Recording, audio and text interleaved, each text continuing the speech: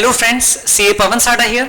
आज हम लोग CA intermediate taxation paper of सितंबर 2025 उसको सॉल्व करेंगे और देखेंगे कि उसमें डिस्क्रिप्टिव वाले पार्ट में किस टाइप के क्वेश्चंस पूछे गए हैं। सो ये आपको जो पेपर है इनकम टैक्स वाला जो पार्ट है, as you can see, first question compulsory question of 15 marks, second question second third fourth में से आपको कोई एक क्वेश्चन करना, दो क्वेश्चंस करने होते हैं। Second question is 6 + 4 10 marks, third question में भी दो पार्ट से 6 + 4, फोर्थ क्वेश्चन में भी दो पार्ट से 6 + 4। अब ये बी में दो ऑप्शन से, इसमें से दो में से कोई एक कर सकते हो। This is the income tax part of the paper. अब हम लोग स्टार्ट करेंगे with the first question itself. First question total income का क्वेश्चन रहता है एज ऑलवेज। आपको इसमें क्या पूछा है वो पहले पढ़ लेते हैं और फिर हम लोग उसको सॉल्व करते हैं। तो चलिए देखते हैं। आपको पूछा है कि compute the total income and tax liability of mister Ram under both the taxation regimes, normal as well as under section 115 BAC, and suggest the one which is more beneficial to him. Ram prepares his accounts on mercantile basis. So आपको tax भी calculate करना है दोनों regime के हिसाब से, total income भी calculate करना है।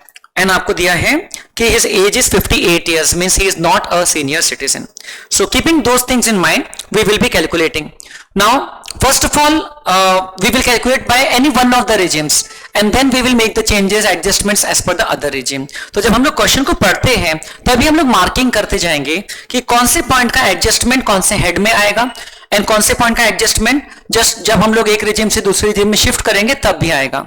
सो देखिए, सबसे पहले मैं डिफॉल्ट टैक्स रेजिम के हिसाब से पूरा सॉल्व करूंगा और फिर उसको ऑप्शनल टैक्स रेजिम में कन्वर्ट करते वक्त क्या चेंजेस होते हैं वो हम लोग करेंगे।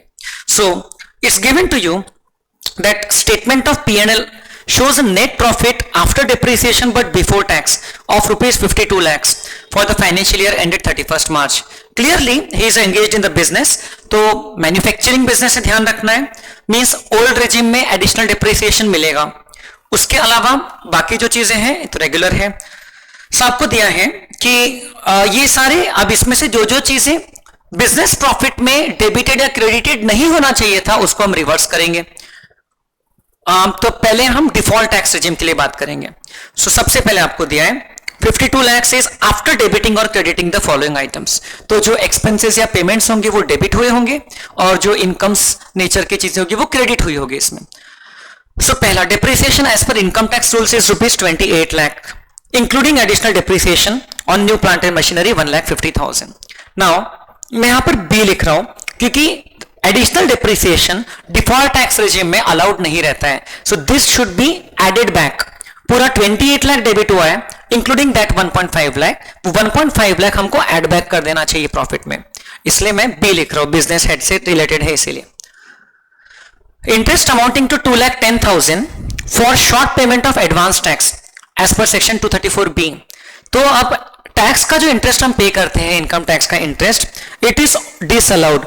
इनकम टैक्स का पेमेंट भी डिसअलाउड रहता है अंडर सेक्शन 40A। तो इनकम टैक्स के section 40A2, if I am not wrong about the clause number, तो इनकम टैक्स पे जो इंटरेस्ट लगता है वो भी डिसअलाउड रहता है and that is under both the regimes. Yes, अब ये जो मैंने ऊपर बी लिखा इसमें मैं एक और मार्क लगा देता हूं क्योंकि ये वाला आइटम जब हम लोग डिफॉल्ट से ऑप्शनल टैक्स रेजिम में जाएंगे तो फिर से हम लोगों को रिवर्स करना होगा, मतलब कि ये ऑप्शनल टैक्स रेजिम में अलाउड रहेगा। Then 3,50,000 paid to a contractor for carrying out whitewash work at factory premises. Tax was not deducted at source on this payment and the contractor did not file his return of income for the relevant previous year. So मतलब हमने tax deduct नहीं किया, tax तो deduct करना चाहिए था payment to contractor section 194C के हिसाब से।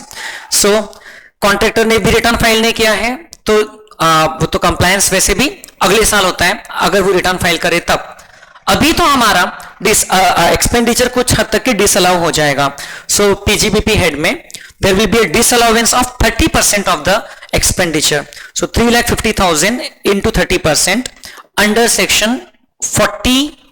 अगर टैक्स डिडक्ट नहीं किया तो अप्लाई होता है सेक्शन 40A1A बिकॉज यहां पर पेमेंट टू रेसिडेंट कॉन्ट्रैक्टर है हम मानेंगे। तो 30% expenditure will be disallowed and that is under both the regimes. Contribution to prime minister's national relief fund 3 lakh rupees, तो ये आपकी पीजीबीपी के प्रॉफिट में डेबिटेड है, तो ये यहां से तो पूरा एडबैक हो जाएगा। और ऑप्शनल टैक्स रिजिम में इसका हम लोग डिडक्शन लेंगे, इसका हम लोग डिडक्शन अभी नहीं लेंगे, ऑप्शनल टैक्स रिजिम में इसका डिडक्शन मिल जाएगा under section 80G। Then expenditure towards advertising charges in a brochure of a political party registered under section 29A of Representation of People Act 40,000 paid by way of check। तो इसका भी deduction section 37 के हिसाब से, section 37 में जो exception है उसके हिसाब से अवेलेबल नहीं है under the PGBP head. But again इस चीज का भी डिडक्शन सेक्शन 80GGB में इंडियन कंपनीज को एंड 80GGC में अदर देन कंपनीज को अवेलेबल रहता है। So it will be available under the optional tax regime. तो ऑप्शनल टैक्स रिजिम के लिए मैं एक ऐसा मार्क लगा रहा हूं कि बाद में उसको कंसीडर करेंगे। Then interest on term loans obtained from a cooperative bank not paid before the due date of filing the return of income। तो सेक्शन 43B के हिसाब से ये डिडक्शन डिसअलाउ हो जाता है।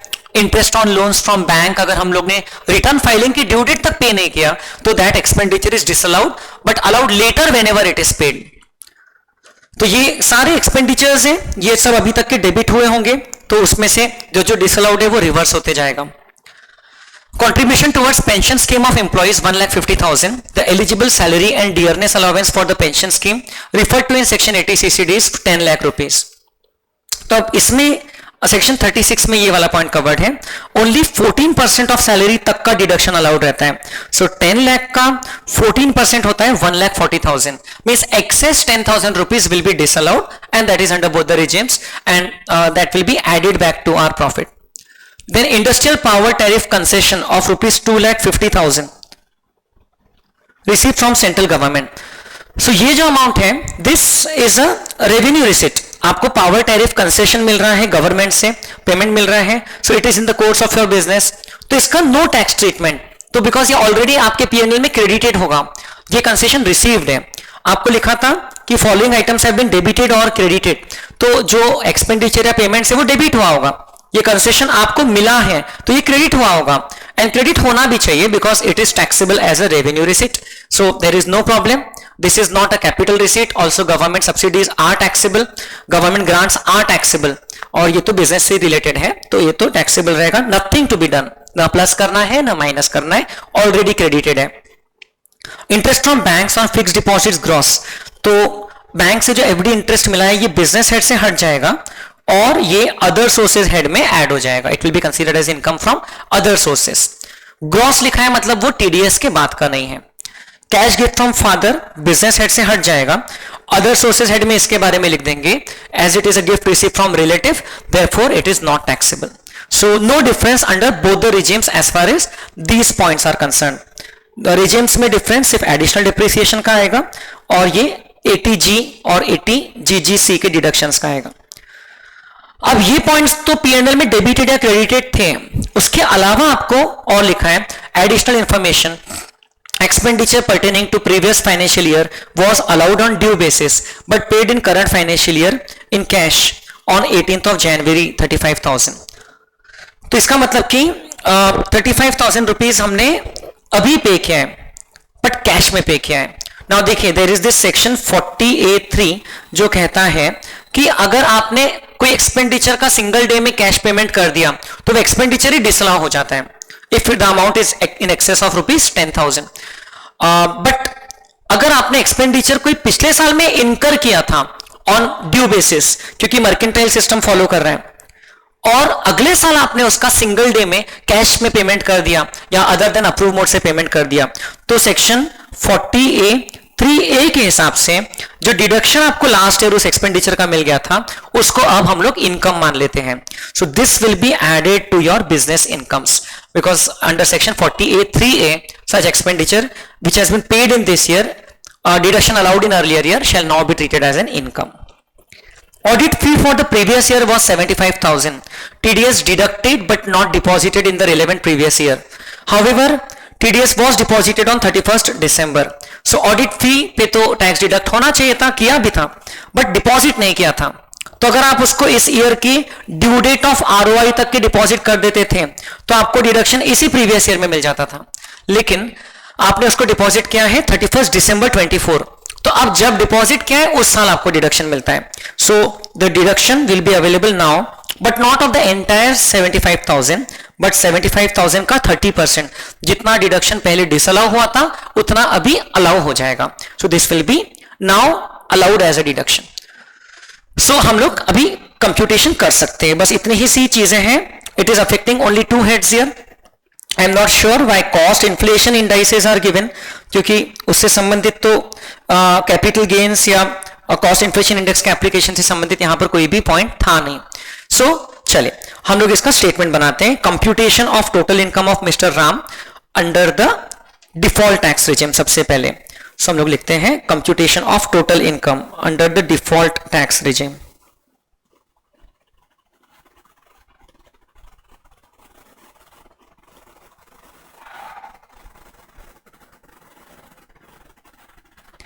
Under section 115 BAC. So name of the assessee Mr. Ram, assessment year 25-26 as applicable for this examination. So ये question number 1 का सोल्यूशन में लिख रहा हूं. अब इनकम भी निकाल लेंगे, उस पर टैक्स पेएबल भी निकाल लेंगे एंटायरली. सो सबसे पहले we will be talking about the PGBP income. So first is profits and gains of business और प्रोफेशन. अब इसमें या तो हम लोग सेपरेट वर्किंग नोट बना सकते हैं इसका, या तो फिर यहीं पर हम लोग इसका वर्किंग दिखा सकते हैं, बिकॉज बाकी के हेड्स के ज्यादा कोई इनकम है नहीं, सिर्फ अदर सोर्सेज की इनकम अलग से है. तो मैं यहीं पे बता रहा हूं net profit as per profit and loss. Net profit as per profit and loss account inner column में लिख रहा हूं ₹52 lakh. So I may not be writing all the detailed explanations right now, but मैं बोलते जाऊंगा. आपको एग्जाम के answer में तो एक्सप्लेनेशंस भी प्रॉपर लिखना चाहिए. 52 lakh rupees is the net profit जो हम लोग ने यहां ले लिया. अब डेप्रिसिएशन में जो एडिशनल डेप्रिसिएशन है उसको हम लोग रिवर्स कर देंगे. Add back additional depreciation not allowed under the default tax regime. Section 32(1)(2)(a). Okay, not available under the tax computed, not available if we compute the tax as per the section 115 BAC, which is ₹1,50,000. Add back कर रहे हैं क्योंकि वो expenditure debited था but disallowed है. Then तो ये जो पॉइंट होते जाएंगे मैं कट कर दूंगा. इंटरेस्ट ऑन इनकम टैक्स, इसको भी एड बैक कर देंगे.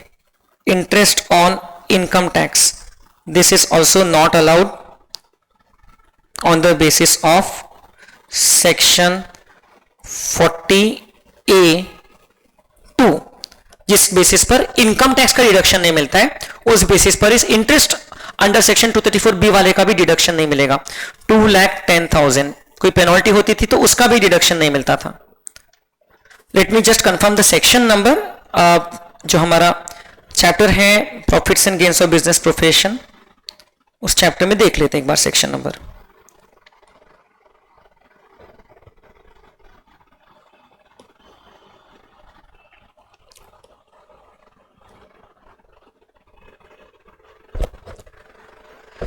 देखिए एडवर्टाइजमेंट एक्सपेंडिचर तो 37(2)(b) में डिसअलाउ होता है, पॉलिटिकल पार्टी वाला, वो सेक्शन नंबर तो यहां पर है. टीडीएस का सेक्शन 40A(1)(a) 30% डिसअलाउंस वाला जो हमने यहां पर देखा, सो ये भी देख लिया है. अभी हम लोग देखना चाहते हैं कि ये इंटरेस्ट का डिडक्शन कहां डिसअलाउ होता है. Yes, this is the correct section, section 40A(2). So tax का डिडक्शन नहीं मिलता है, तो टैक्स का नहीं मिलता है तो उससे रिलेटेड इंटरेस्ट का भी डिडक्शन नहीं मिलेगा. क्लियर है.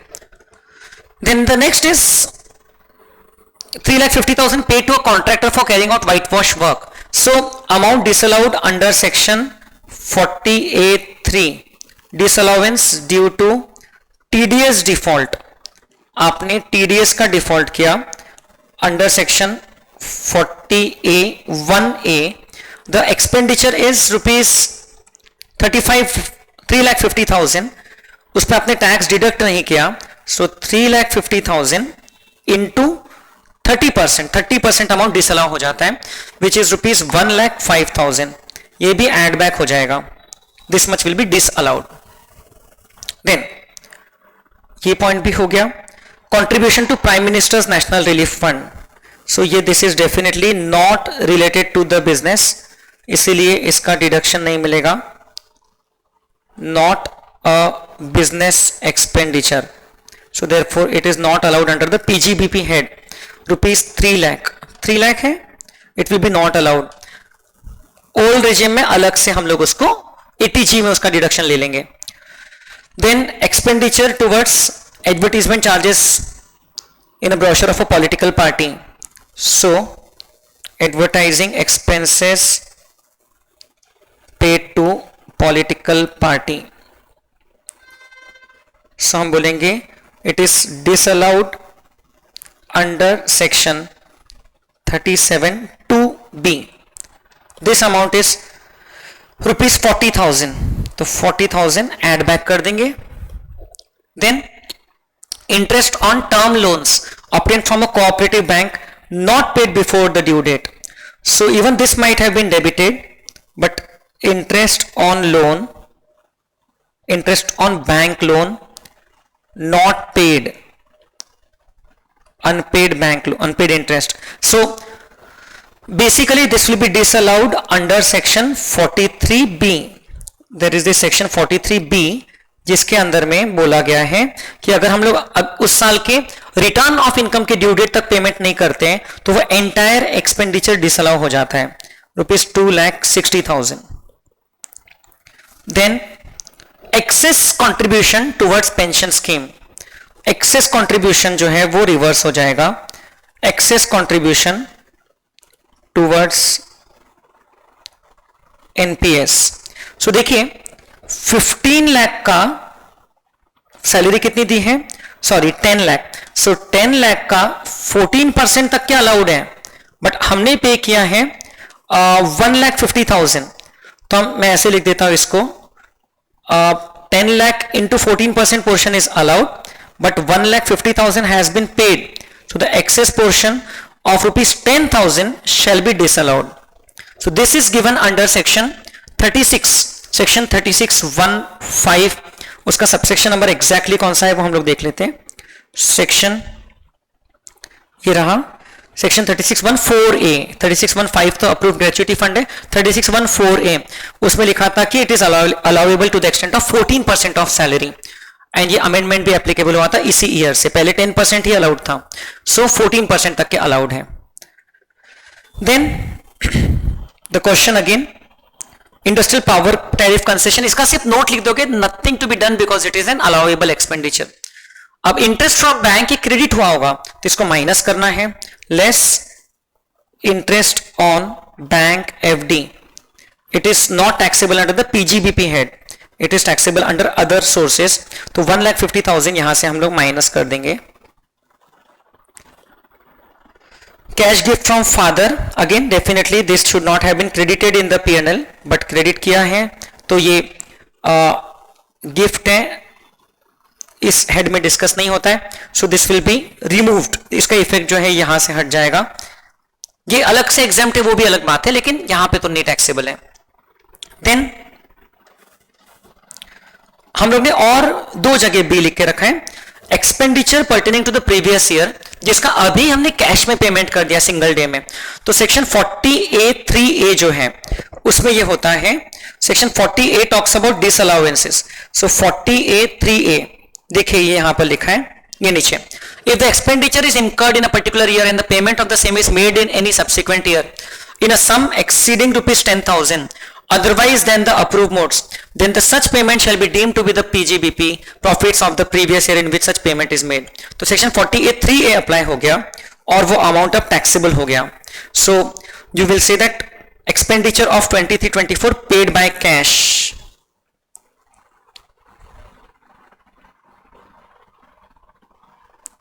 paid by cash on a single day, okay, taxable on the basis of section 40(a)(3)(a). So this entire amount will be now taxable, 35,000. Also the amount is in excess of rupees 10,000. तो मैं बहुत short में यहां पर details लिख रहा हूं explanation, लेकिन आपको थोड़ा सा डिस्क्राइब करना होगा उसका जो प्रोविजन है. It's made on a single day by cash provision के साथ में. Audit fee of 23-24 might have been disallowed in that year. to the extent of 30%, but now it will be allowed. So plus नहीं करेंगे, minus करेंगे, minus 30% of audit fee expenditure that was disallowed, 30% portion which was disallowed in the previous year 23-24, now allowed as TDS compliance is being completed.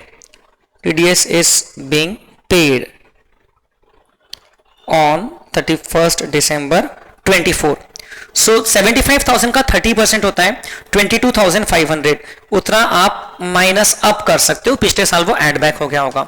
So this will be your income from PGBP head, profits and gains of business profession. ये आपकी income रहेगी. मैं calculate कर लेता हूं calculator में. 52 lakhs में ये सब हम लोग एड बैक कर देंगे, plus 150 plus 210 plus 1,05,000 plus 3 lakh plus 40,000 plus 260 plus 10,000 minus 150 minus 90,000 plus 35,000 minus 22,500. I hope there is no calculation error, क्योंकि वो चेक नहीं हो पाता है. स्टूडेंट्स के साथ में जब करते तब स्टूडेंट्स बता देते हैं. तो this is the income under the head PGBP as per the default tax regime, 60,47,500. This is the income as per the head PGBP. अब ये कंटिन्यू होगा, ये चार्ट जो है ये चार्ट कंटिन्यू होगा. इसमें हम लोग पीजीबीपी इनकम के अलावा अदर सोर्सेज की भी इनकम लिख देंगे और फिर टोटल इनकम आ जाएगी और फिर हम लोग उस पर टैक्स भी कैलकुलेट कर लेंगे. सो मैं यहां पर लिख रहा हूं PGBP income as per the previous page 60,47,500. So it seems that the income will be more than 50 lakhs, तो सरचार्ज भी लगेगा. अब इसमें जो सेकंड है that is income from other sources, उससे रिलेटेड यहां पर दो ही चीजें दिख रही है. एक है जो हम लोग ने एडबैक किया था, interest on bank fixed deposit. तो ये पूरा ग्रॉस अमाउंट जो है ये टैक्सेबल हो जाएगा. Interest on bank FD rupees 1,50,000 हम लोग ने पहले वहां से माइनस किया था. So because that will be taxable here under the head income from other sources. And cash gift from father is definitely not taxable. Cash gift from father is not taxable as he is a relative. Okay, father is a relative, so it is not taxable under section 56 to 10. Okay, as a gift received from relative, not taxable even if the amount is more than rupees 50,000. So now the total of other sources income is rupees 1,50,000 total. So this will give you the gross total income.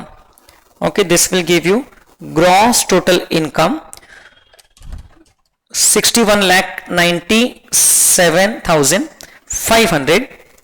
Chapter 6A deductions जो है, none of these deductions are available under the new tax regime, जो इस question के deductions हैं. उसके अलावा कुछ deductions रहते हैं न्यू टैक्स रिजिम में, लेकिन जो है वो इस क्वेश्चन में नहीं. So this itself is our total income. So we will say that the total income as per the default tax regime is equal to 61,97,500. Now this income does not include any income taxable at any special rate of tax. First, I will just recheck the calculations and then I will calculate the tax on this income. 52 lakh plus 1,50,000 plus 2,10,000 plus 1,05,000 plus 6,10,000, ये तीनों मिला के minus 2,40,000 plus 35,000 minus 22,500, yes, plus 1,50,000. तो ये हमारी income हो गई 61,97,500. अब हम लोग क्या करेंगे, अब इस इनकम पे tax computation on this income will be fairly straightforward. There is no special rate income. So अब मैं यहां पर एक स्लैब का लिख के नहीं बता रहा हूं. So tax under the default tax regime on income from 0 to 15 lakh will be rupees 1,40,000. देखिए इस साल जो रेट्स एप्लीकेबल थे उसके हिसाब से बता रहा हूं, 0 to 3 lakhs nil, 3 lakh to 7 lakh at the rate of 5%, मतलब कि 20,000, 7 to 10 at the rate of 10%, मतलब 30,000, 10 lakh to 12 lakh at the rate of 15%, 2 lakh का 15% होता है 30,000, and 12 lakh to 15 lakh at the rate of 20%, this is equal to 3 lakh का 20% होता है 60,000. So this total was 1,40,000 as per this year. We are talking about the assessment year 25-26, जिस साल का ये applicable paper है. Now tax on this, add to this tax on 15 lakh up to 61,97,500. this range, इस range पे income, ये income की range पे टैक्स 30% पे, तो 61,97,500 minus 15 lakh into 30%, so this is 14,09,250. ये टैक्स आ रहा है. इसमें आप 140 भी ऐड कर दीजिए तो आपको tax before surcharge and cess आ जाएगा. This is 15,49,250. इसमें हम लोग ऐड कर देंगे surcharge, because the income is between 50 lakhs to 1 crores, so surcharge will be applicable at the rate of 10%. 1,54,925. This is the surcharge. तो टैक्स प्लस सरचार्ज आ जाएगा 17,04,175. इसका 4% हो जाएगा cess, which is 68,167. 4% cess, and finally the tax payable, health and education cess, 4% of tax plus surcharge. So tax liability, this is the gross tax liability, nothing given about RTDS, हमारा जो tax deduct हुआ है. So ये हो गया total 17,72,342, can be rounded off to 17,72,340. Okay, so this is the tax computation, income and tax computation as per the default tax regime. Now we need to take this whole chart and we need to now adjust it as per the optional tax regime. तो optional tax regime में अगर हम लोग इसको adjust करेंगे तो देखिए क्या होता है. We will be taking the now computation of income and tax as per the optional tax regime. Total income and tax if shifted out of the default tax regime, या नॉर्मल टैक्स regime में जाता है तो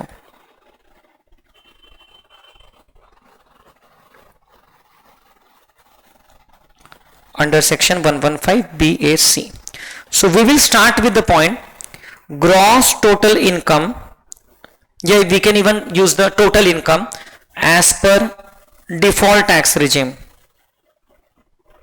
जो हम लोगों ने calculate already कर लिया है 61,97,500, because most of the things are going to be same. अब उसमें एडजस्टमेंट हो गए minus additional depreciation under the PGBP head. Additional depreciation is allowed to a manufacturing assessee under the optional tax regime under section 32(1)(2)(a) which was ₹1,50,000. हम लोग ने 1,50,000 reverse किया था, उसको अब हम लोग कंसीडर कर लेंगे. तो ये मैंने 3 जगह स्टार लगाया है, ये 1,50,000 को हम लोग अभी माइनस कर लेंगे. राइट, सो इससे हमको मिल जाएगा gross total income as per normal tax regime, okay, या जो रेगुलर रिजिम है व्हेन वी ऑप्ट आउट, या ओल्ड टैक्स रिजिम बोल सकते हैं. So 61,97,500 minus 1,50,000, ये हो गया 60,47,500. अब इसमें से हम लोग माइनस करेंगे chapter 6A deductions. Chapter 6A deductions में 2 ही डिडक्शंस थे यहां पर mainly.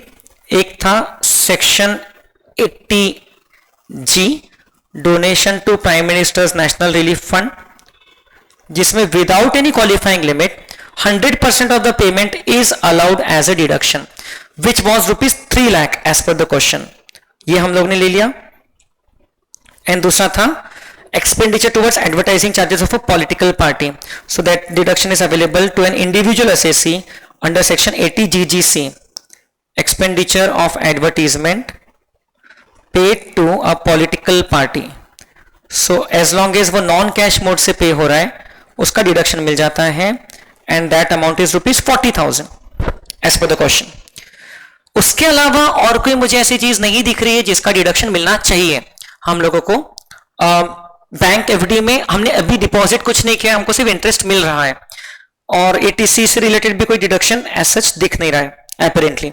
So that's it. So this will be our total deductions 3,40,000.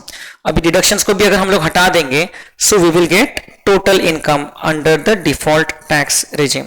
So total income 60,47,500 minus 3,40,000, which is ₹57,07,500. This will be our total income. अब हमें इस पे tax निकालना होगा. Again similar computation. अब इस बार भी इनकम 50 लाख से ज्यादा है, सो हमको वही सब ध्यान रखना है. Tax on above, so tax calculation on 0 to 10 lakh. This time the tax will be 1,12,500. Assessee is not a senior citizen. पहले 2.5 लाख पे nil, 2.5 lakh to 5 lakh 5% 12,500, 5 lakh to 10 lakh 20% 1 lakh. Then on balance income 10 lakh के ऊपर की जो income है वो है 47,07,500 at the rate of 30%. So इसका 30% होता है 14,12,250. ये हमारा टैक्स बिफोर सेस आ रहा है. Okay, sorry, before surcharge. So इसमें हम लोग 1,12,500 भी ऐड कर देंगे तो हमको टोटल मिल गया 15,24,750. पिछले वाले में उससे थोड़ा सा ज्यादा आया था टैक्स, अभी थोड़ा कम आया है. I will add surcharge and C. Surcharge at the rate of 10% of the same, 1,52,475. Surcharge को ऐड कर दिया तो ये हो जाता है 16,77,225. Now this is more than 57 lakh, तो I don't think marginal relief would be applicable, but still उसको आप चेक कर सकते हो. 50 लाख की इनकम पे कितना आ रहा है टैक्स और 57 लाख की इनकम पे कितना आ रहा है. If the increase in tax is more than the increase in income, then there will be a case of marginal relief. I don't think it is applicable. अगर देखना चाहे तो 50 लाख की इनकम पे टैक्स आता है 13,12,500, 1,12,500 प्लस 12 लाख, और अभी इंक्रीज इन टैक्स तो सिर्फ कुछ 3.5 लाख हुआ है, whereas इंक्रीज इन इनकम तो ज्यादा हुआ है. So there is no case of marginal relief. So बस इसमें हम लोग 4% हेल्थ एंड एजुकेशन सेस को ऐड कर देंगे. 67,089 रुपीज. तो हमको मिल जाएगा tax liability as per the old tax regime. So the gross tax liability before adjustment of any TDS और anything, which is ₹17,44,314. So as you can see, the tax liability as per the optional tax regime is smaller, is lower as compared to the default tax regime because of these few deductions. आपकी income optional tax regime में reduce हो गई है, इसीलिए आपका tax rate भले ही इसमें थोड़े अनफेवरेबल है, बट फिर भी आपका फाइनल टैक्स पेबल कम आ रहा है. Okay, as far as the surcharge and relief is concerned, there is no difference. Okay, surcharge and the cess वगैरह तो वैसे ही लगता है बाद में. तो यही स्टेज पर समझ में आ गया था कि the tax liability as per the optional tax regime is going to be less. So this is our answer to question number 1. अब इसमें आपको कुछ भी डाउट है तो आप पूछ सकते हो. Okay, आप you can ask me. Okay, now next question, we will be taking up the next question from here onwards, which is question number 2. इसमें लिखा है, इसमें आपको क्या दिया है वो है और फिर क्या पूछा है. आपको पूछा है ascertain her residential status, briefly explaining the relevant provision along with taxability of income for the assessment year 25-26 in the following independent situations. तो ये दिया है आपको 3 अलग अलग situations में आपको residential status और taxability of income बताना है. Let us see. Shweta, a citizen of India, is a chartered accountant. She is a working partner in Shweta and Varun Associates, which was set up in Chennai, India. She visits foreign country A quite often and provides accounting services to corporates there in her individual capacity. So the services provided there is not as in the capacity of a partner of this firm. In country A, the other country, she is not subject to any income tax. The details of her income for the financial year 24-25 is as follows. So आपको remuneration का details दिया है. Remuneration from her CA firm in India, amount received in India. So clearly this is an income accrued and received in India, Indian income, 16 lakh rupees. It is deductible while computing the income of the firm. तो firm को deduction मिलता है तो partner के हाथ में taxable होता है. So this will be included in her income, normally speaking, for whatever her residential status may be. Income received from providing accounting services in country A, received in bank account in country A, और ये accounting services personal capacity में है, तो ये form से connected नहीं है. Form भले ही चेन्नई में सेटअप है.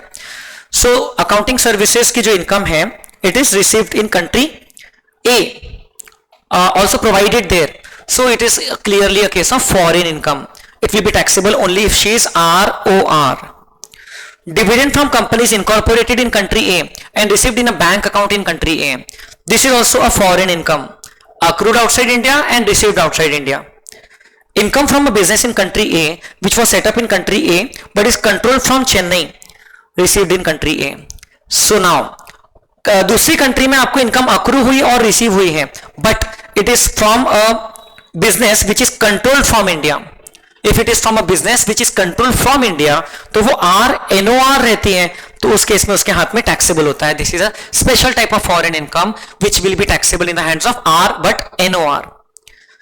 7 लाख रुपीस. तो ये 4 टाइप की इनकम्स दी हैं.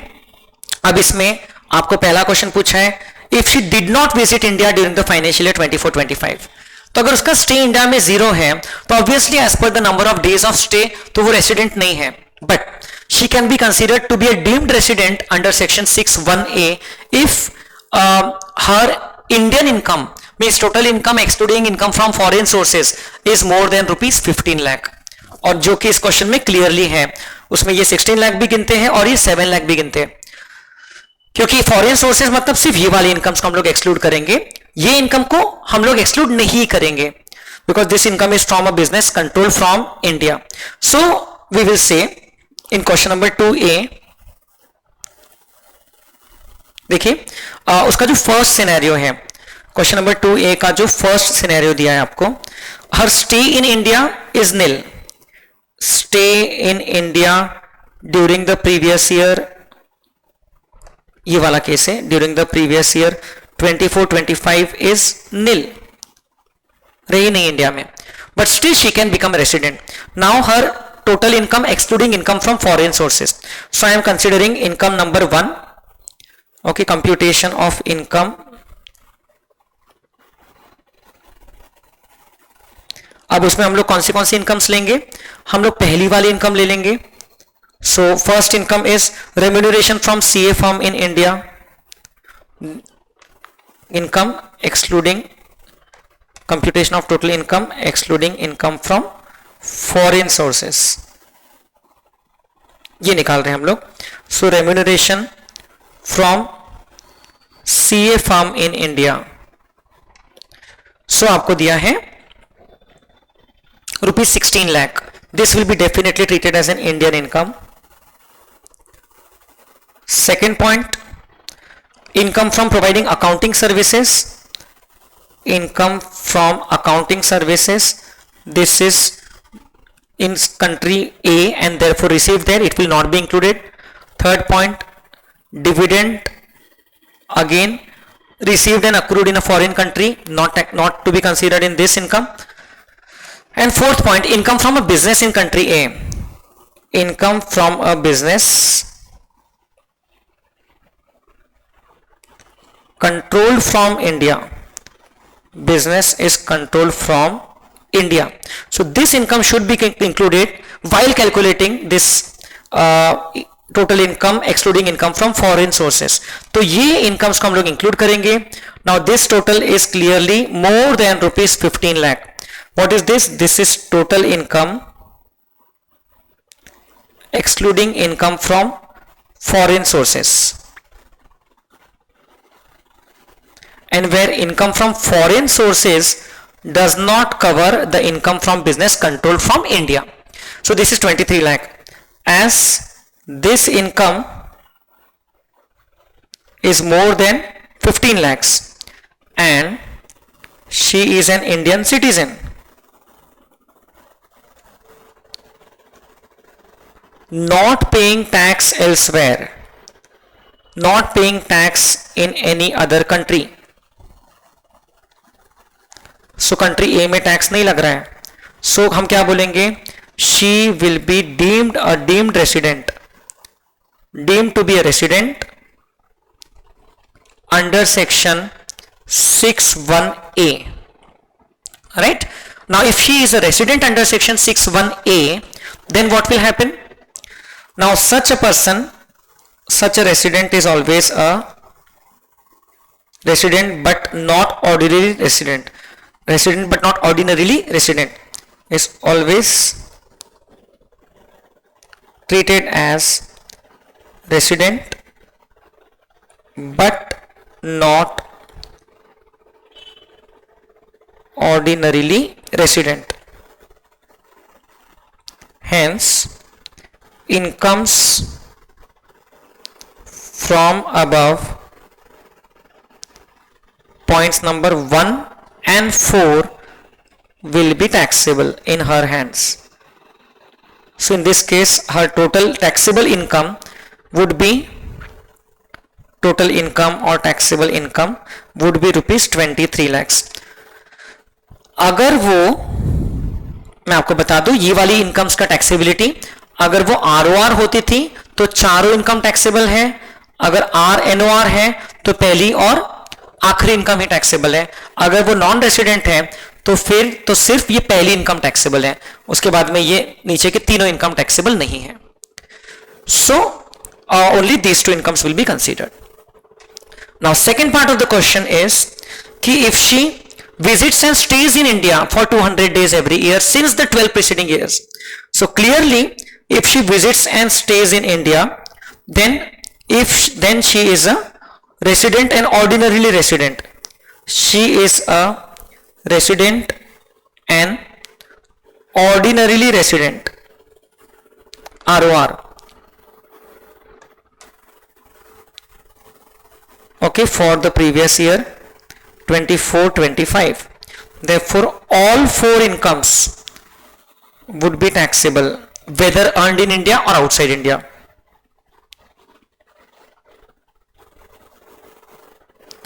Her total income would have been 16 lakh plus ये सारी इनकम्स को आप ऐड कर डालो, plus 5 lakh plus 8 lakh plus 7 lakh, 23 lakh तो पहले ही था, उसमें और 13 लाख जुड़ गया, सो 36 lakh would become her taxable income. And then the third case, if she did not visit India during the previous year 24-25 and मतलब ये तो यही की बात हो गई, and her income from profession in India is 4 lakh instead of 16 lakhs. मतलब कि जो फर्स्ट वाली इनकम है ये 16 की जगह 4 लाख है.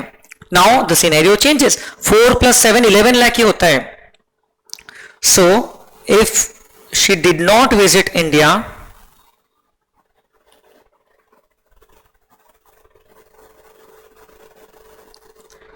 and the income from CA firm is 4 lakh instead of 16 lakh. So her total income excluding income from foreign sources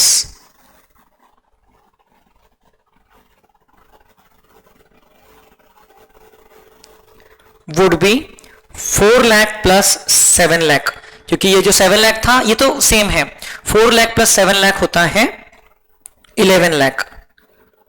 That is less than or equal to 15 lakh. So she will not be deemed to be a resident.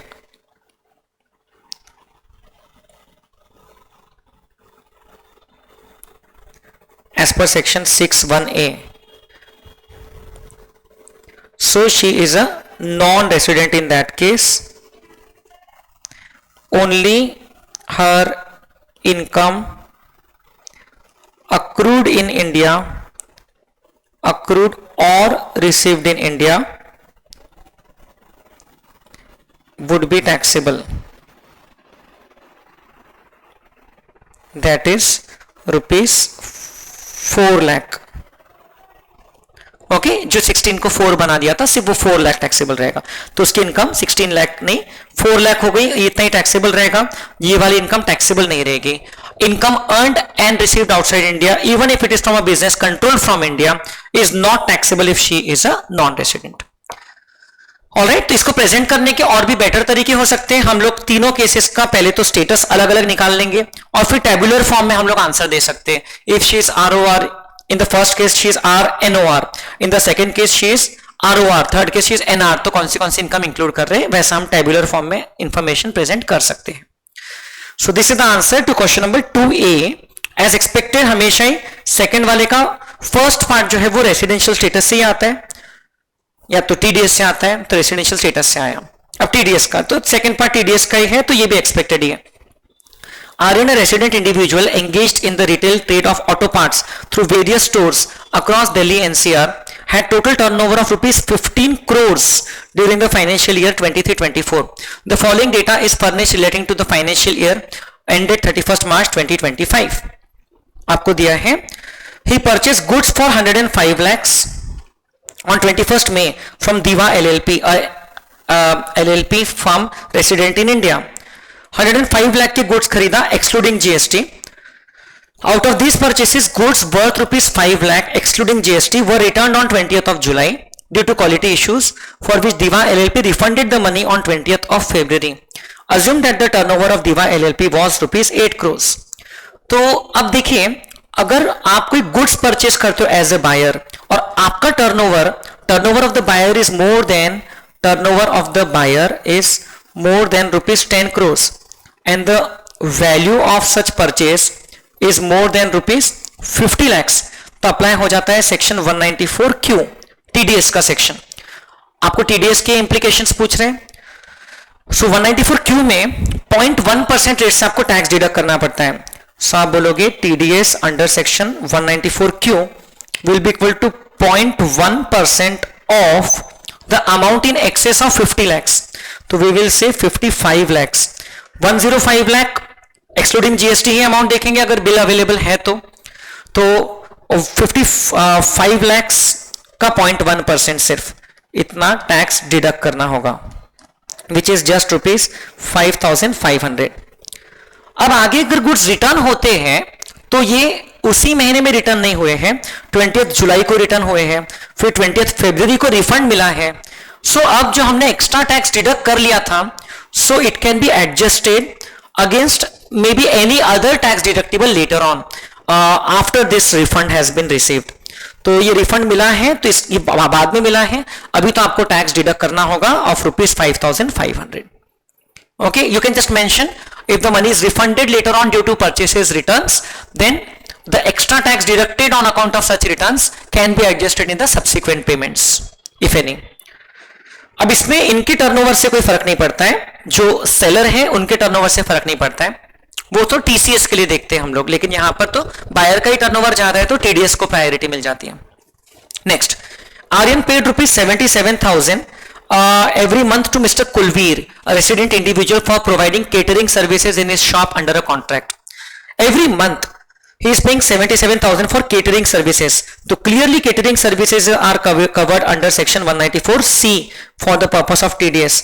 So TDS under section 194C would apply because the threshold limit is 30,000 per transaction और rupees 1 lakh in aggregate. यहां तो दोनों ही limit exceed हो रही है, तो every month ही has to deduct a tax. अब क्योंकि इंडिविजुअल को पेमेंट कर रहा है तो 1% का रेट लगेगा. 77,000 का 1% होता है 770 पर मंथ, इतना टैक्स डिडक्ट करना होगा. अगर अदर देन इंडिविजुअल HUF पे ही होता था तो 2% का रेट रहता था अंडर सेक्शन 194C. सो ये काफी इजी क्वेश्चन था. 194C तो बहुत ही रिपीटेडली आस्क्ड सेक्शन रहता है, उस पे based. All right. Now, the next question, question number 3A. is based on capital gains as you can see. इसमें आपको बोला है Mr. Mani, a resident individual aged about 45 years, acquired a plot of land in March 2002 for 12,25,000 and paid a stamp duty of 1 lakh on the registry of the land. तो plot of land में दोनों add हो जाएगा, cost of acquisition will be 13.25. He sold this land on 10th October for rupees 80 lakh. The stamp duty valuation assessed by the sub registrar was 83 lakh 50,000. तो cell value के 110% से ज्यादा रहा तो स्टैंप ड्यूटी वैल्यू का कोई meaning है, otherwise ये तो उसके 110% से कम है तो this can be ignored. Advise Mani about which option of computation of capital gains is more suitable for him as far as his tax liability is concerned, on the assumption that he has no other income chargeable to tax and has not opted out of the provisions. यहाँ student ने old regime लिखा है लेकिन question में लिखा है कि has not opted out, मतलब he remains under the default tax regime. तो टैक्स कैलकुलेशन आपको डिफॉल्ट टैक्स regime से करना है. उसका बेसिक एग्जेम्पशन लिमिट आपको 3 लाख का मान के करना है as per the default tax regime. So cost inflation indices भी दिए हैं. So now as you know, if there is a special case, if the property was purchased before 23rd July 2024 and was sold after holding for at least 24 months on or after 23rd July 2024 by a resident individual or HUF, then for income computation indexation is not available, but for tax computation वो indexation का benefit ले करके कुछ relaxation ले सकता है. So we will first compute the total income. We will first compute the total income of such assessee. So as you can see, we will take the consideration. Section 50C is not applicable because the stamp duty value is not more than 110% of the consideration. So consideration will be taken as rupees 80 lakh, full value of consideration, minus cost of acquisition. Now here the sale of the property is on or after 23rd of July 2024. 10th October 2024 को cell हुआ है. So हम लोग cost of acquisition without indexation लेंगे normally, which will include stamp duty. So it will be 12,25,000 plus stamp duty paid. ये आपका purchase cost का ही part बन जाता है. So 13,25,000. So as far as your income is concern, this will be your long term capital gain. Very easy. 80 lakh minus 13,25,000, 66,75,000. अब आपकी कोई other incomes तो है नहीं, सो यही आपकी ग्रॉस टोटल इनकम रहेगी और यही आपकी टोटल इनकम रहेगी. So this will be the total income 66,75,000. Right now tax, normally tax there on assessee is a resident individual, तो उसको बेसिक एग्जेम्पशन लिमिट मिल जाती है on 0 to 3 lakh nil, on balance amount of income which is all LTCG, है ना. Balance income मतलब क्या है? LTCG of rupees 63,75,000 taxable under section 112, right, at the rate of 12.5%. Because अभी इंडेक्सेशन नहीं लिया है तो 12.5% लगेगा. सो इसमें 3 लाख माइनस कर दो, फिर आप इसका 12.5% निकालो. सो दिस विल बी 79,000 और अदर 7,96,875 रुपीज का tax. This will be the tax. अब क्योंकि आपकी टोटल इनकम ज्यादा है, आपकी टोटल इनकम 50 लाख रुपीज से ज्यादा है, तो सरचार्ज विल बी एप्लीकेबल. तो surcharge on the above at the rate of 10%, 87,656 surcharge लग जाएगा. इसको प्लस कर लो तो ये इनकम टोटल टैक्स आ जाता है, कुछ तो मिस्टेक होगी, 796,875 इंटू 10%, 10% 87,000 कैसे होगा? सो 10% होगा 79,687.5 और 88 बोल सकते हो। इसको ऐड कर लो तो ये मिल जाएगा आपको 8,76,562.5 और 563। इसमें आप ऐड कर दोगे 4% health and education cess. This is tax calculation as per option number 1। इसमें 4% आप ऐड कर दो सेस विच इज 8,76,563 का 4% होता है 35,062 या 063। उसको आप ऐड कर दोगे तो ये हो गया 9,11,626. Okay, this will be the tax payable as per option 1.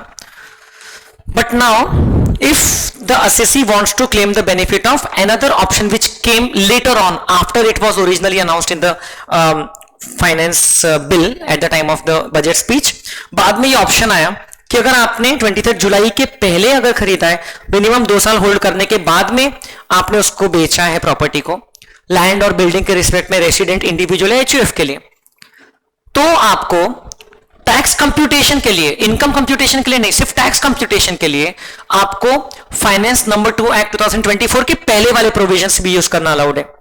So what will be the changes? See your total income does not change, only your tax calculation will change. So a surcharge will be applicable because your total income will be still above rupees 66 lakh, above rupees 50 lakh. So as far as the option 2 is concerned, हम सिर्फ option 2 में capital gain recalculate करेंगे using indexation, but that will not actually change your total income.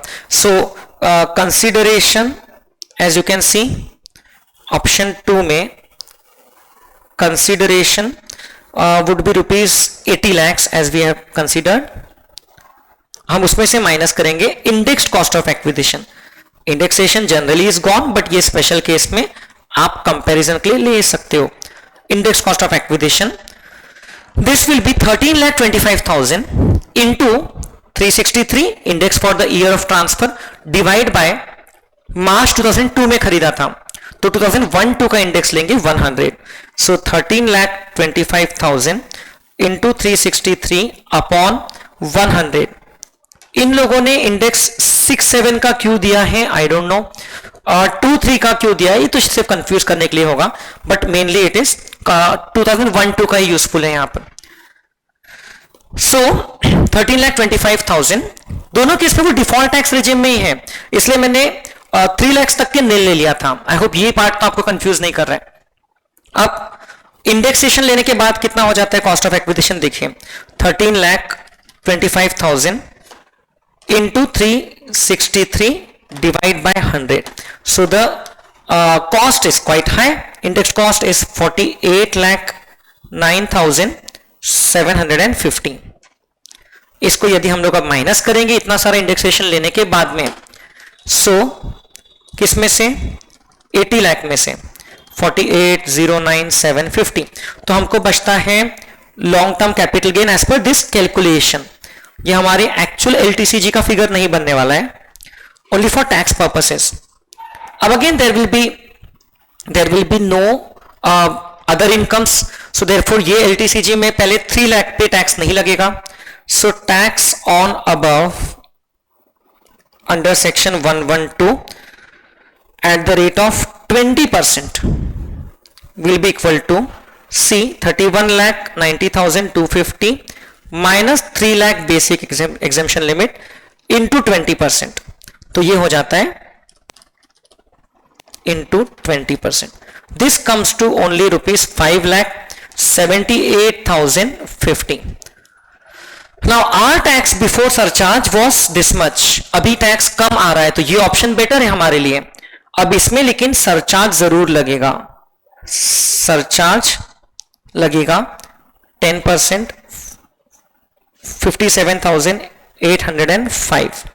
So 5,78,050 into 10% plus surcharge आप add कर दोगे, आपको actual tax liability पूछा नहीं but which option is better, तो ये स्टेज पे कंपेयर कर सकते हो, बट सरचार्ज लगेगा क्योंकि total income is more.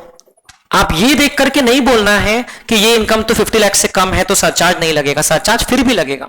So 6,35,855 because this is not our actual income, this is just for computation of tax thereon under section 112।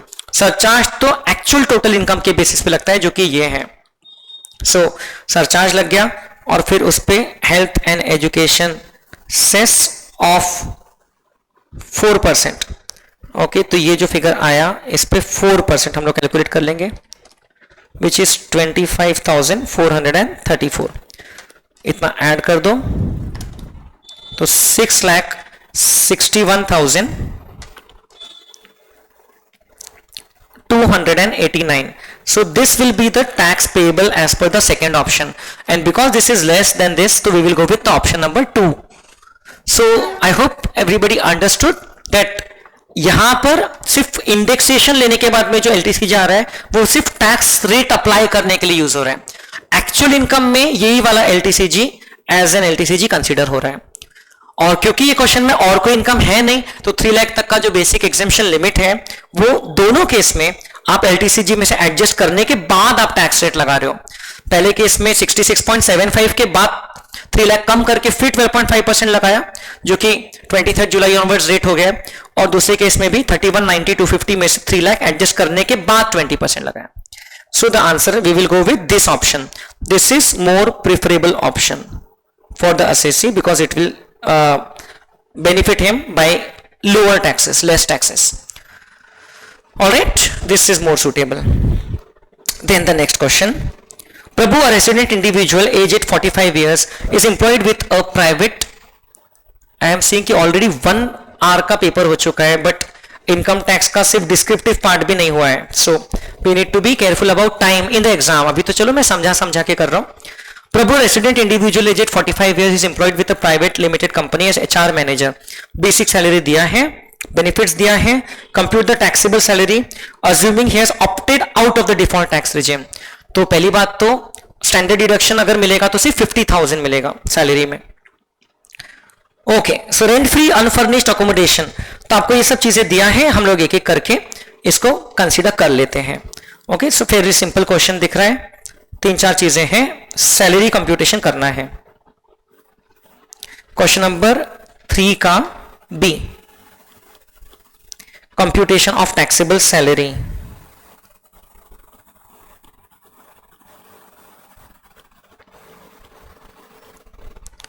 As per optional tax regime.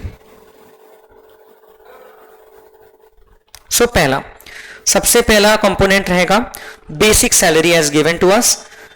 So we will assume it is for the full year, so 80,000 per month into 12।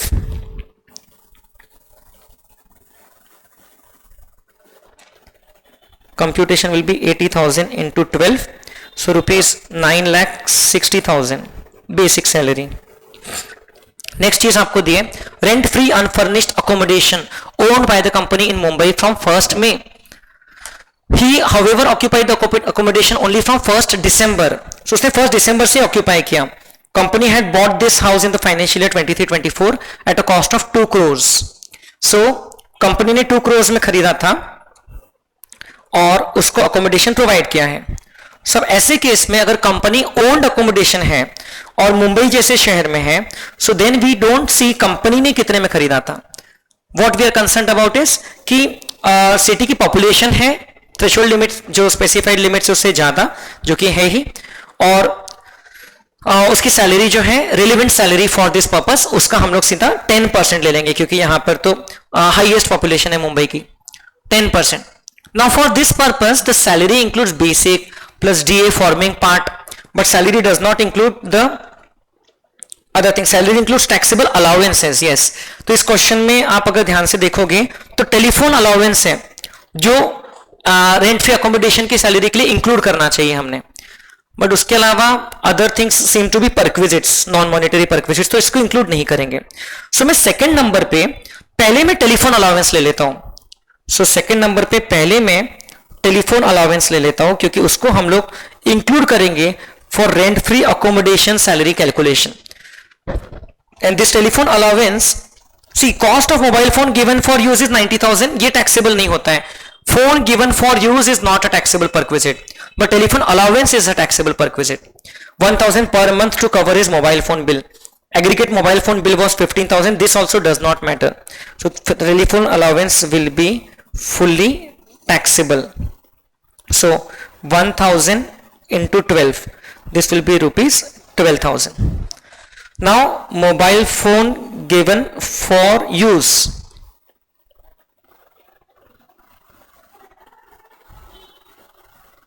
It is not taxable. ये taxable perquisite नहीं होता है। And कितना amount उसने actual में spend किया, that does not matter. Then the third thing, rent free unfurnished accommodation. Rent free unfurnished accommodation, अब हम लोग उसकी वैल्यू निकाल सकते हैं because it is on the basis of the salary. तो the calculation will be 10% of the salary, 9,60,000 plus 12,000, basic salary plus taxable allowances. Question की बाकी के एस्पेक्ट्स में 3 और 4th नंबर में अलाउंसेस नहीं है टैक्सेबल, वो परक्विजिट्स के नेचर के आइटम्स है, so those are not considered for this valuation. So 10% of 9,72,000, this value will be 97,200।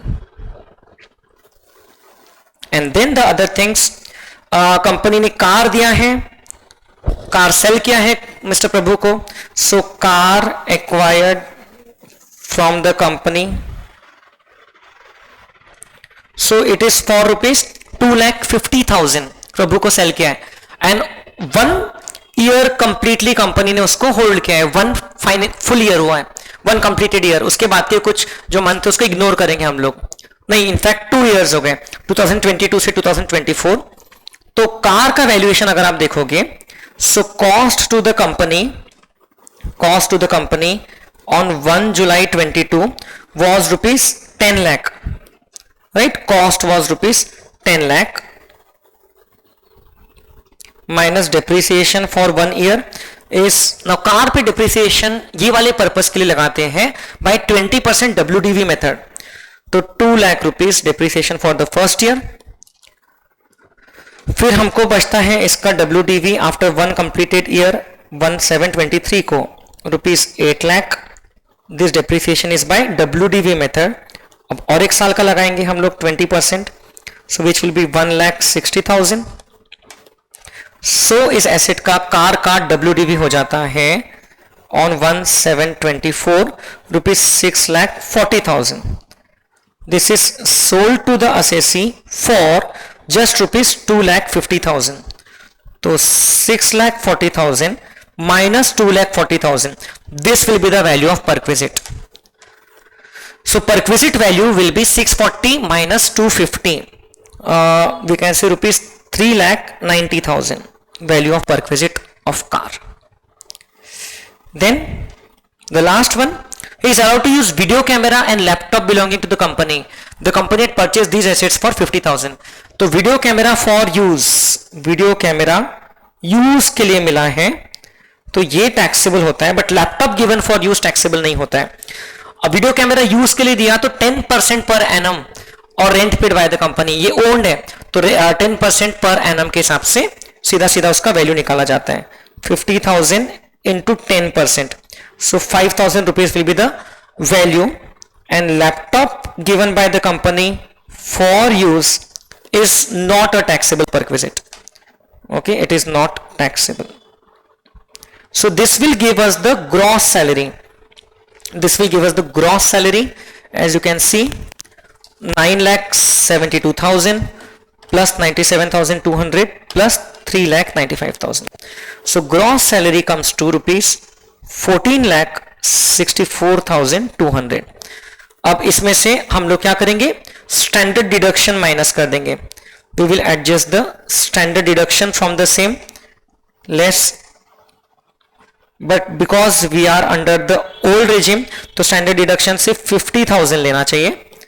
So this value net taxable salary comes to rupees, standard deduction का section number लिख सकते हो 16(1)(a), 14,14,200. Alright, so this will be the answer to this question. ये जो हम लोग ने मुंबई के अकोमोडेशन के लिए 10% लिया, तो उसके रिस्पेक्ट में सैलरी चैप्टर में हम लोग ने पढ़ा हुआ है already, that why we take 10% for that. So ये मैं आपको बता देता हूं, रेंट फ्री अकोमोडेशन के वैल्यूएशन में व्हाई वी कंसीडर 10%. ये देखिए, ये यहां पर आपको लिखा है. So with effect from 1st September 23, the rates have been changed. 2011 census के हिसाब से अगर 40 लाख से ज्यादा अगर सिटी की पॉपुलेशन है तो 10% of the salary has to be taken. And salary का जो डेफिनेशन है इस पर्पस के लिए, it includes basic pay plus all taxable allowances. वो जो परक्विजिट्स वगैरह है वो नहीं इंक्लूड होता है, तो इसलिए हम लोग ने सिर्फ टेलीफोन अलाउंस लिया है इसमें ध्यान रखते हुए.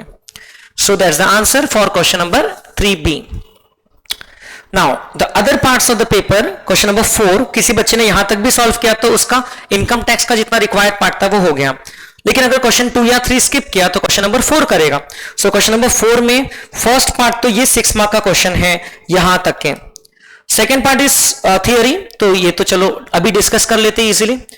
Specify the persons who are not required to pay advance tax as per the provisions of the income tax act. So advance tax senior citizens को नहीं पे करना होता है अगर उनकी बिजनेस प्रोफेशन की इनकम नहीं होती है तो, और एडवांस टैक्स जिन लोगों का एडवांस टैक्स पेएबल अगर 10,000 से ज्यादा नहीं होता है, सो उन लोगों को भी एडवांस टैक्स पे करने की जरूरत नहीं है. देन दूसरा आपको अल्टरनेटिव पूछा है कि ट्रू और फॉल्स, तो बहुत ज्यादा हैवी थियरी नहीं पूछा है. देखिए, an income tax return can be revised only once, so the statement is now false. तो C income tax return can be revised even again जब तक कि आपका ड्यू डेट नहीं होता है 31 दिसंबर वाला और असेसमेंट कंप्लीट नहीं होता है. Revised return steps into the shoes of the original return and then it can be again revised. So this is false. Updated return under section 139(8)(a) cannot not be filed if original return is a loss return. तो ये statement में थोड़ा मुझे error दिख रहा है, शायद गलती से cannot not लिख दिया उन्होंने, cannot be filed होना चाहिए था. तो ये स्टेटमेंट फॉल्स है. अगर ये नॉट वर्ड को मैं इग्नोर करूं तो ये स्टेटमेंट फॉल्स है. Updated return can be filed if an original return is a loss return. Okay, cannot not ये इंग्लिश में ऐसा होता नहीं है, बट देन अगर आप ऐसा समझते हो कैनॉट नॉट बी फाइल्ड, सो ये स्टेटमेंट फिर ट्रू है, क्योंकि हम लोग ओरिजिनल रिटर्न लॉस रिटर्न है तो भी updated return return of income file कर सकते हैं. That is the provision. So cannot not be filed है, सो मींस फाइल नहीं कर सकते ऐसा नहीं है, तो ऐसी बात सही है, फाइल कर सकते. So then that statement will be true. But if this is by mistake, if this is printed, then the statement becomes false. तो आपको रीजन में थोड़ा सा क्लैरिफाई करना पड़ेगा that the given statement ignoring the word not is false and the updated return can be filed even if the original return is a return of loss. Updated return has to be a return of income. Okay, and अगर आप मानते हो कि ये statement ठीक है तो आप बोलोगे ये स्टेटमेंट पूरी ट्रू ही है फिर तो, because cannot not be filed ऐसा सही है, मतलब हम फाइल नहीं कर सकते ऐसा नहीं है, तो बात सही है. So I think this is a mistake in the question, framing error हो गया कुछ. So now the question number 4A आपको क्या दिया है. Surabhi, a resident individual working partner in 2 firms engaged in the retail business of garments. She provides the following details of her income and losses. तो आपको दिया है compute gross total income of Surabhi for the assessment year 25-26 under the appropriate heads of income and the amount of loss that can or cannot be carried forward assuming that she has opted out of the default tax regime. Will your answer be different in case she does not opt out of the default tax regime? तो मतलब पहले आपको old regime से करना है, फिर new regime में क्या चेंजेस रहेंगे वो बताना है. There is no need to compute any tax payable under any of the 2 regimes. तो tax payable नहीं निकालना है, सिर्फ gross total income तक के काम करना है. So चलिए पहले हम लोग ओल्ड regime के हिसाब से सोचेंगे. Remuneration received as a partner from partnership firm deductible while computing the income from the firm. तो ये फर्स्ट क्वेश्चन में भी ऐसा आया था. So अगर फर्म की इनकम के कंप्यूटेशन में डिडक्टिबल है तो यहां पर ये ऐड हो जाएगा, पार्टनर के हाथ में बिजनेस प्रोफेशन हेड में टैक्सेबल हो जाता है ये. Okay, then loss from intraday trading in shares of Indian companies listed on a recognized stock exchange, no delivery of shares was taken. So this seems to be a loss, और ये speculative business loss रहेगा. तो ये speculative business का loss है. ये दोनों regime में सिर्फ speculative business income से set off हो सकता है, क्योंकि delivery of shares नहीं लिया है. And if you go and see the definition of speculative business under सी तो पीजीबीपी चैप्टर में आपको बताया था स्पेक्युलेटिव बिजनेस का डेफिनेशन, जहां पर transaction in which contract for purchase और sale of any commodity including stocks and shares is periodically और ultimately settled otherwise than by actual delivery. तो इसको हम लोग बोलेंगे स्पेक्युलेटिव बिजनेस. भले ही इसमें यहां पर आपको ये एक्सेप्शंस हैं, बट कमोडिटी डेरिवेटिव्स का ट्रांजैक्शन नहीं है. ठीक है. सो कैश में अगर सेटल करते थे तो फिर वो रेगुलर बिजनेस, बट यहां पर ये कैश वाला काम नहीं है. So this is speculative business loss. Then income from the this can not be set off from this.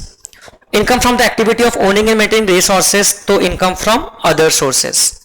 Long term capital gain on sale of property, so simple है LTCG. Capital gain का C लिख देता हूं मैं. Then wait, let me just put on my charger of the iPad.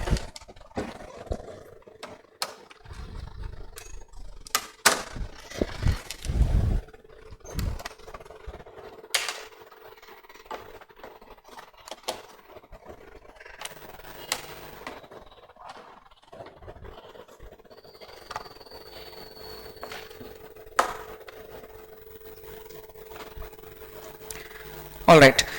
So interest paid on loan taken for repair of self-occupied house property. Okay, so repair पे आपने interest पे किया, तो यहां पर ध्यान देना, कई बच्चों का ध्यान नहीं जाएगा. सो पूरा 1,20,000 तो नहीं अवेलेबल रहेगा.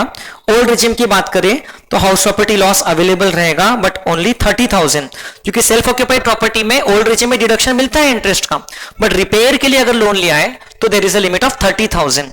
अगर ये एक्विजिशन या कंस्ट्रक्शन के लिए रहता था तो 2 लाख तक का मिल जाता था.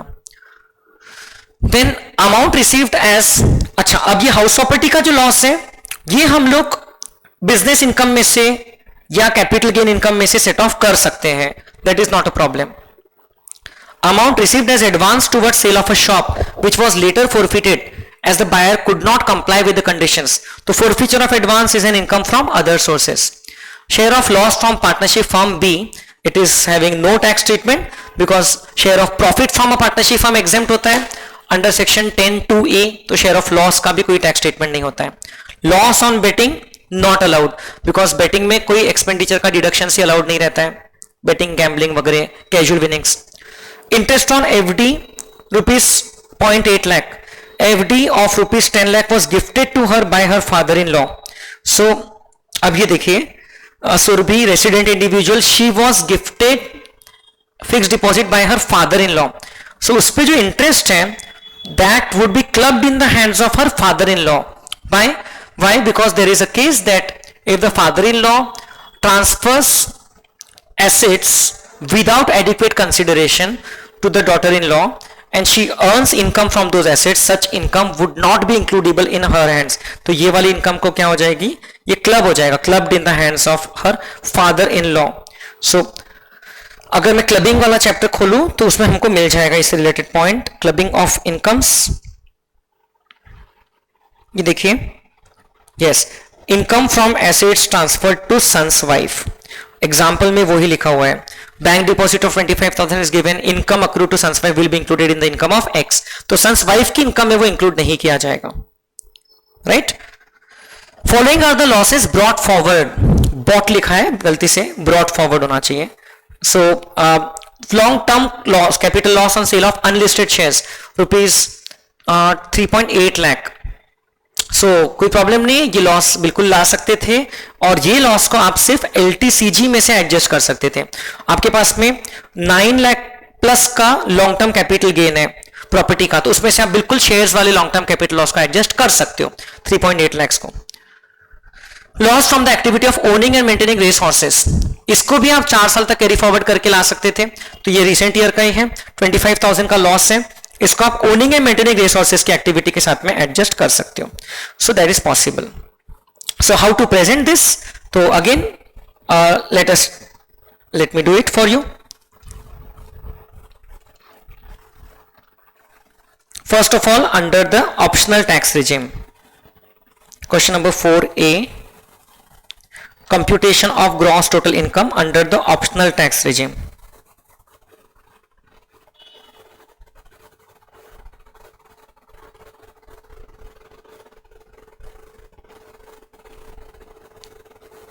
If you opt to shift out, तो चलिए, तो मैं सीधा लिख रहा हूं. First point is head wise अगर हम लोग चले तो हमारा पहला हेड रहता है इनकम फ्रॉम सैलरीज. तो सैलरी इनकम तो है नहीं.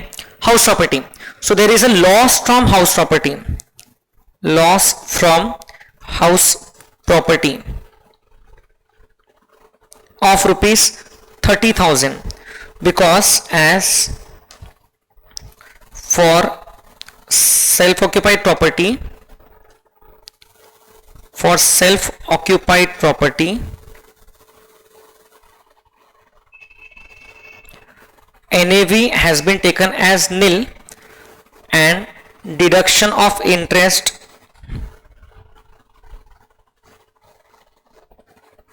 under section 24B is restricted to rupees 30,000 in case of loan for repairs. In case of loan taken for repairs.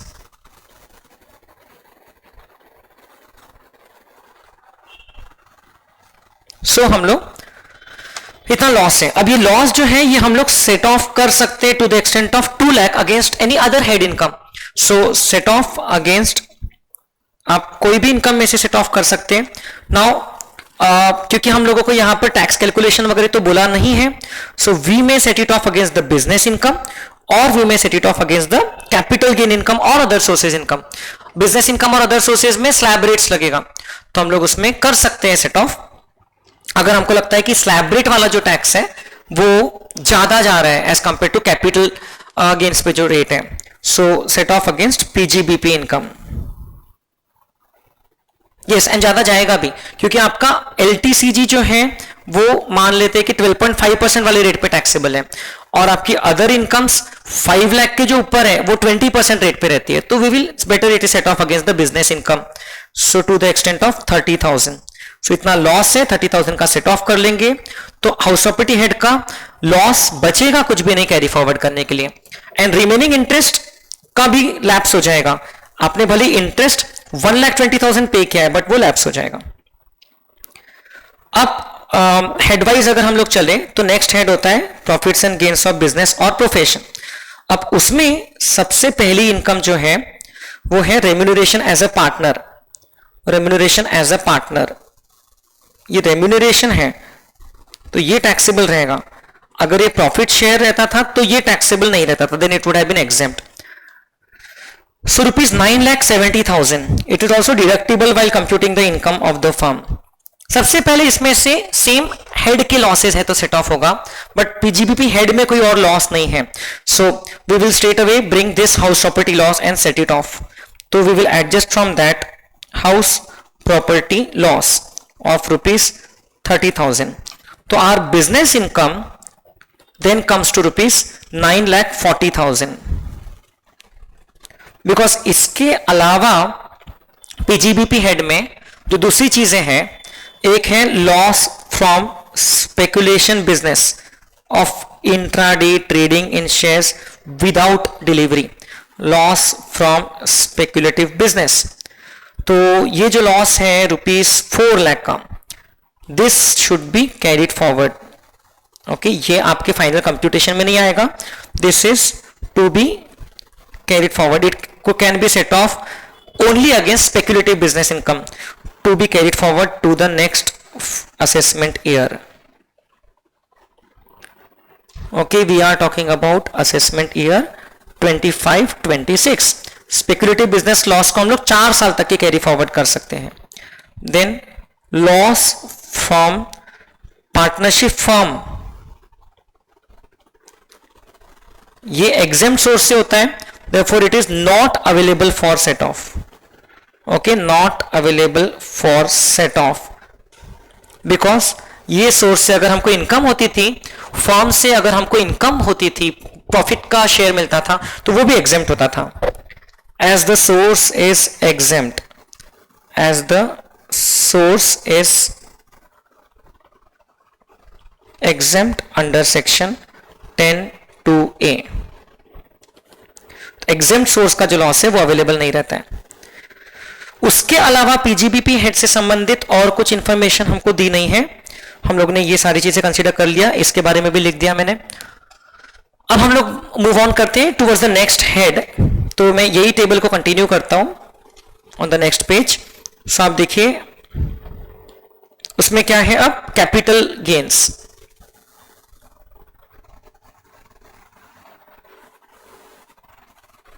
So capital gains, third point. Capital gains head में अगर आप देखोगे, so you have a long term capital gain on property which is otherwise taxable under section 112. तो 9,20,000. तो ये आप inner column में लिख लो क्योंकि इसमें से आप सेट ऑफ कर सकते हो brought forward long term capital loss on unlisted shares, जो कि अलाउड है. सो क्योंकि सोर्स एग्जेम्प्ट नहीं है, सो 3,80,000 का लॉस आप सेट ऑफ कर सकते हो against this long term capital gain.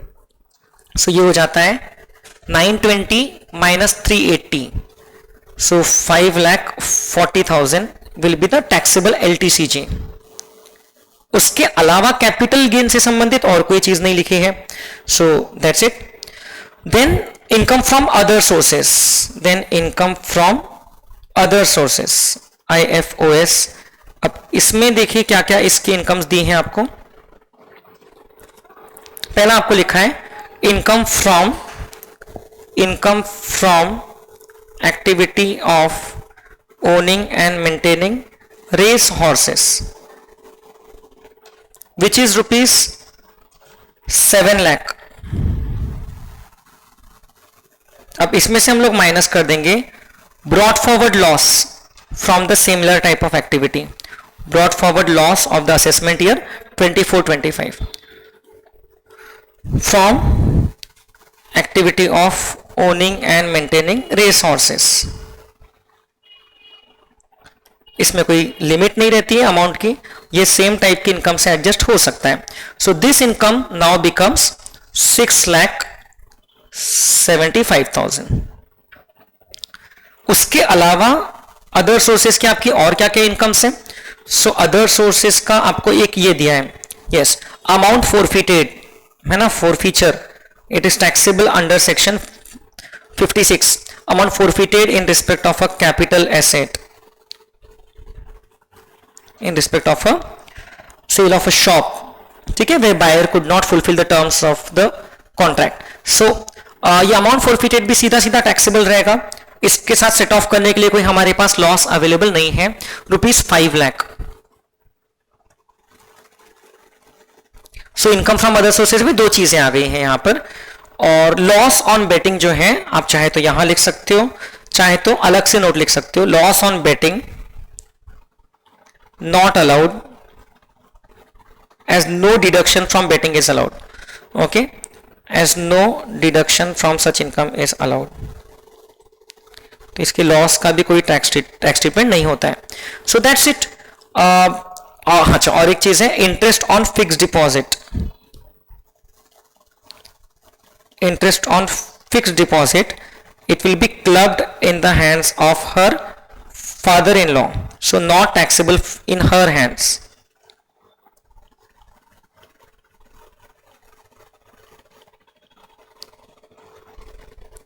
Under section 64. Okay, so ये असेसी के हाथ में टैक्सेबल नहीं रहेगा. रुपीज 80,000, सो ये टैक्सेबल नहीं रहेगा, इसलिए डैश कर देता हूं. इसके बारे में भी हमने मेंशन कर दिया, right. Clubbed loss on betting not allowed. Let me just check कुछ मिस तो नहीं हुआ. So we have considered all the values given. अब ये हो गया आपका टोटल इनकम या gross total income under the old tax regime, gross total income as per the old tax regime, we can just calculate 9,40,000 plus 5,40,000 plus 6,75,000 plus 5 lakh, so ये होता है 26,55,000 gross total income as per the old tax regime. अब यदि हम लोग new tax regime में जाएंगे तो फिर इसमें सिर्फ मेरे ख्याल से एक ही चेंज होगा, loss from house property nil हो जाएगा, because there will be no deduction of interest available under section 24B for a self occupied property under the new tax regime. बाकी चीजों में तो does not seem that there is any change. तो अगर ये loss नील हो गया तो पीजीबीपी की इनकम आपकी बढ़ जाएगी 30,000 से। सो आप सिर्फ इतना बोल सकते हैं, in case of default tax regime, deduction under section 24B in respect of interest on self-occupied property would not be allowed at all.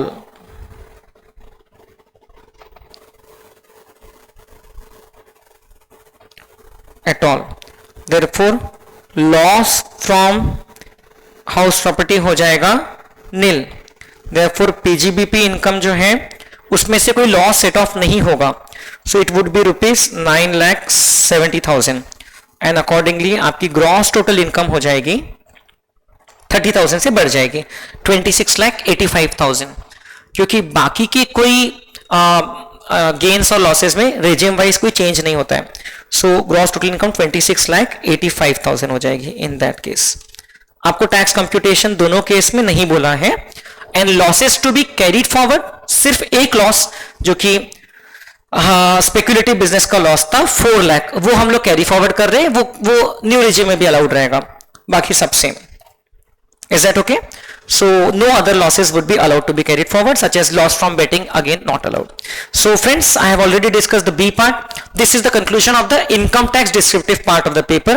I already have uploaded the videos of GST and even the MCQ part. तो आप पूरा सब देख सकते हैं। आपको कुछ भी डाउट्स है तो आप मुझे पूछ सकते हो। Thank you friends. There can be mistakes in the answers. So if there is any on which you come to know, तो फिर please let me know. Thank you.